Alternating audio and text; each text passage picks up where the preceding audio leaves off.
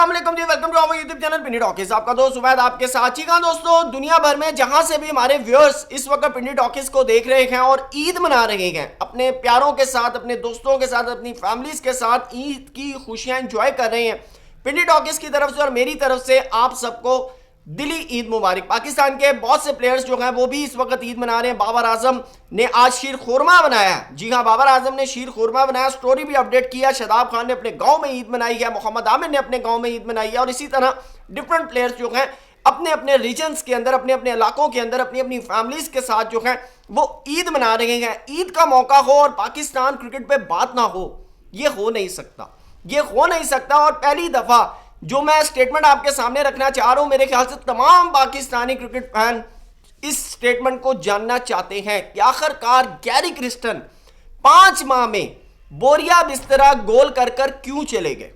ये वो Gary Kristen हैं जिनका 38 साल का क्रिकेट कैरियर है, 20 साल उन्होंने कोचिंग करते हुए गुजारे हैं, 18 साल क्रिकेट खेली है, लेकिन पाकिस्तान क्रिकेट के अंदर 5 महीने नहीं टिक पाए। 5 महीने सिर्फ हुए थे गैरी क्रिस्टन को आए हुए और उन्होंने कहा कि भाई आई क्विट। जी हाँ, पहली दफा गैरी क्रिस्टन ने लब कुशाई की है, उन्होंने स्टेटमेंट दी है कि आखिरकार वो क्यों 5 महीने में पाकिस्तान क्रिकेट को बाय बाय टाटा और सी यू कहकर चले गए हैं। जी हाँ, ये आपके सामने रखूंगा। साथ आपको बताते चले, पाकिस्तान क्रिकेट के फॉर्मर प्लेयर्स अक्सर मीडिया पर बैठकर कहते हैं कि पाकिस्तान क्रिकेट के अंदर टैलेंट नहीं है, पाकिस्तान क्रिकेट के अंदर टैलेंट नहीं है। हमारा वो जो टैलेंट प्रोड्यूस होता था ना, जो हमें नजर आता था हमारी टीम के अंदर, हमारी प्लेइंग 11 के अंदर, पाकिस्तान फॉर्मर क्रिकेटर्स का मानना है कि वो टैलेंट खत्म हो चुका है। लेकिन गैरी क्रिस्टन ने इसके ऊपर क्या कहा है वो मैं आपके सामने रखूंगा। 50 लाख वाली वो जो बात हुई थी कि फाइन होगा प्लेयर्स को, उसके ऊपर गैरी क्रिस्टन ने अपडेट दी है, वो भी आपके सामने रखूंगा। और सबसे अहम चीज इंडियन क्रिकेट के बारे में गैरी क्रिस्टन ने एक अपडेट दी है, बड़ी जबरदस्त किस्म की अपडेट। अगर आप इंडियन क्रिकेट के फैन हैं, आपके लिए ये अपडेट जानना बहुत जरूरी है। जी हाँ, चैनल पे नए आए हैं तो उसको सब्सक्राइब जरूर करें, वीडियो पसंद आए तो लाइक भी करें और कमेंट सेक्शन में अपनी कीमती राय से जरूर आगाह कीजिएगा। जी हाँ दोस्तों, गैरी क्रिस्टन से पूछा गया कि भाई 5 महीने, इतना बड़ा सीवी, 2011 में इंडिया को वर्ल्ड कप जितवाया, पाकिस्तान क्रिकेट में 5 महीने नहीं गुजार सके। तो इसका मैं सबसे पहले आपको जवाब दे दूं, मेरा मानना है कि इस वक्त क्रिकेट का अगर सबसे सक्सेसफुल कैप्टन माना जाता है ना, तो वो एमएस धोनी को माना जाता है। आप एमएस धोनी को पाकिस्तान टीम दे दें, आप यकीन करें एक साल में ना एमएस धोनी का हाल भी पाकिस्तान क्रिकेट की तरह हो जाएगा। जी हाँ, ये मैं क्यों बात करूं, ये अभी आगे चलकर आपको क्लियर हो जाएगी। गैरी क्रिस्टन से पूछा गया भाई 5 महीने क्या हुआ। गैरी क्रिस्टन ने कहा कि भाई किसी भी कोच के लिए मौसर अंदाज में काम करना उस वक्त मुश्किल हो जाता है जब बाहर से शोर शराबा हो, इंस्ट्रक्शंस हो, जी का दबाव मौजूद हो। उन्होंने कहा कि अगर मेरी जो रिस्ट्रिक्शंस है, मेरी अगर पावर को कम कर दिया जाए, मैं सिर्फ एक नाम का कोच हूं, फैसले कोई और कर रहा हो, तो उन्होंने कहा भाई फिर मैं काम कैसे कर सकता हूं। उसके बाद उन्होंने कहा मेरे लिए सबसे बड़ा यानी कि चीजें चैलेंज बन जाती हैं। फिर उन्होंने कहा कि टीम की जो खराब कारकर्दगी है उसके ऊपर फौरी सख्त रद्द अमल देना। ये जो अक्सर हम कहते हैं ना, सर्जरी कर देंगे, उड़ा देंगे, उखाड़ देंगे, उसको उधर निकाल देंगे। उन्होंने कहा इसका सबसे आसान हल पता क्या होता है, कोच बदल दो, कोच बदल दो, कप्तान बदल दो। जबकि स्ट्रक्चर को आपने बिल्ड नहीं करना, कोच बदल दो, कप्तान बदल दो, ये सबसे बड़ा मसला मामला है। और मेरे ख्याल से पिछले 3 साल से पाकिस्तान क्रिकेट के साथ यही हो रहा है, पाकिस्तान क्रिकेट के साथ जो है वो यही हो रहा है। उन्होंने कहा कि सख्त रद्द अमल, और अगर आप कोई इकदाम ना करें, कोई यानी कि इस तरह का एनवायरनमेंट क्रिएट ना करें, तो उन्होंने कहा फिर आप प्रॉब्लम्स क्रिएट करते हैं, फिर आप प्रॉब्लम क्रिएटर बन जाते हैं, प्रॉब्लम मेकर बन जाते हैं, और फिर आप हर ऐसा डिसीजन करते हैं जिससे प्रॉब्लम्स क्रिएट होती हैं। उसके बाद उन्होंने कहा कि जब एक कोच को आप लाए हैं ना, तो उस कोच को कम से कम काम करने दें, उसको एक बंच ऑफ क्रिकेट प्लेयर्स दें।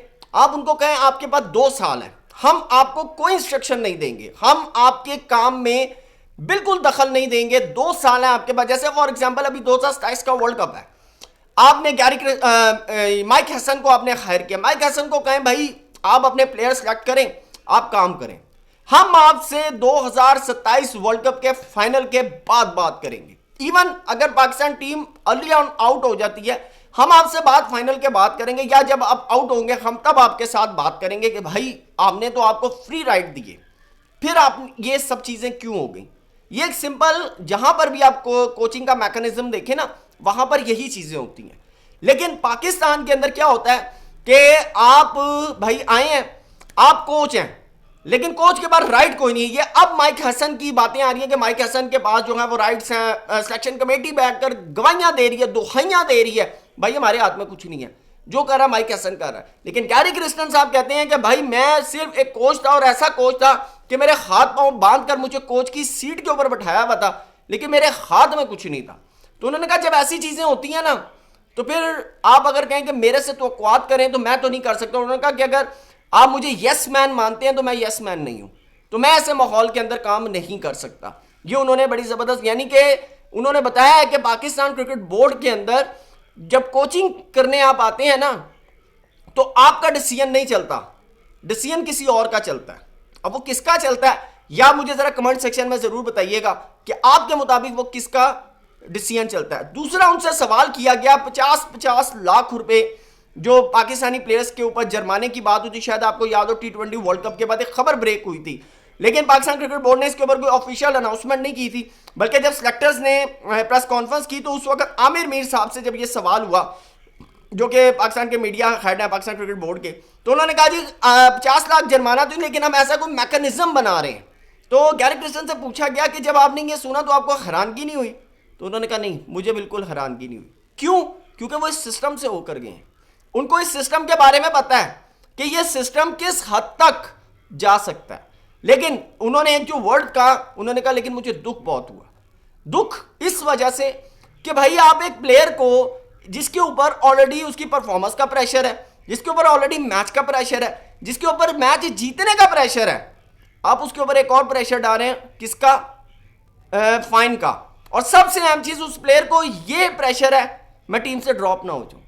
आप अंदाजा लगाएं, कभी किसी मुल्क में इस तरह के प्रेशर बिल्ड हुए, फिर आप कहते हैं आपके नर्व स्ट्रांग हो, नर्व्स आपके स्ट्रांग हो in between match. Pakistan versus India match, आप कहते हैं कि ये द गेम ऑफ नर्व्स है, नर्व्स की गेम है, असाब की जंग है, असाब की लड़ाई है। लेकिन आप एक तरफ उसको इतना बड़ा थ्रेट देने 50 लाख रुपए का। तो उन्होंने कहा कि मुझे बिल्कुल भी सरप्राइज नहीं हुआ। लेकिन उनसे पाकिस्तान के टैलेंट के बारे में पूछा गया कि पाकिस्तान क्रिकेट जो है वो पिछले 3-4 साल के अंदर इतना गिरी है कि कहते हैं कि टैलेंट खत्म हो गया। पाकिस्तान के बहुत से फॉर्मर प्लेयर, शाहिद खान अफरीदी कहते हैं, अच्छा एक प्लेयर है जो कहता है टैलेंट ही खत्म हुआ, वो है मोहम्मद हफीज। मैं हफीज को अप्रिशिएट कर रहा हूं, मैं उनको प्रेस कर रहा हूं। वो बंदा है जो कहता है कि पाकिस्तान में से क्रिकेट टैलेंट खत्म नहीं हुआ। लेकिन उसके अलावा आप जितने भी पाकिस्तान के फॉर्मर प्लेयर्स इस वक्त मीडिया पर बैठे हुए, शुएब अख्तर, शाहिद खान अफरीदी, सब कहते हैं Pakistan, the talent in Pakistan cricket is no more, finished. लेकिन गैरी क्रिस्टन कहते हैं कि आप अगर पाकिस्तान क्रिकेट के बारे में देखें ना, तो जितना टैलेंट इस वक्त दुनिया में है ना क्रिकेट का, इंडिया के अंदर है, उतना टैलेंट पाकिस्तान के अंदर है। और उन्होंने कहा कि पाकिस्तान के प्लेयर्स पाकिस्तान के लिए करना चाहते हैं, उनके अंदर जज्बा है जीतने का, पाकिस्तान क्रिकेट के लिए करने का, लेकिन बेबस है।